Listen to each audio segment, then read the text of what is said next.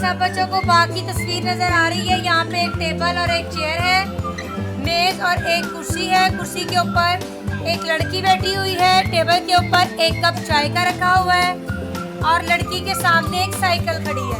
सब बच्चों को दिखाई दे रही है?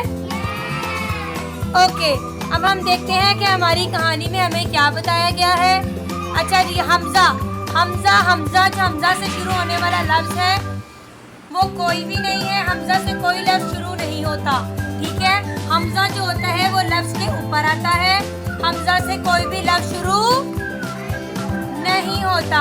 हमजा जो है वो लफ्ज के ऊपर आता है। जैसे देखिए फाइजा, फाइजा के ऊपर देखिए हमजा है और साथ देखिए चाय, चाय के ऊपर भी हमजा है। साइकिल, साइकिल के ऊपर भी हमजा है।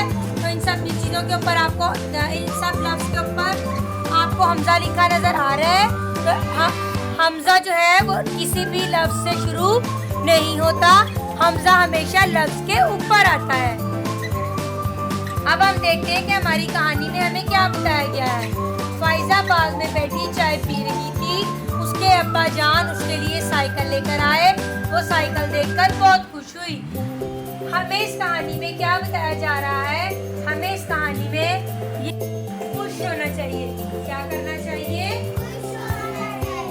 आपके फादर है, मदर है, भाई है, आपी है, नाना अम्मी, नाना नाना अबू, दादा अबू, दादी अम्मी, कोई भी आपको कोई गिफ्ट देता है तो आप क्या करते हैं?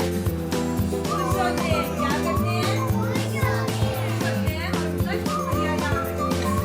चलिए अब हम देखते हैं हमजा हमने लिखना कैसे। हमजा देखेंगे, हम हमजा कैसे हमने हमजा फर्स्ट लाइन से स्टार्ट करना है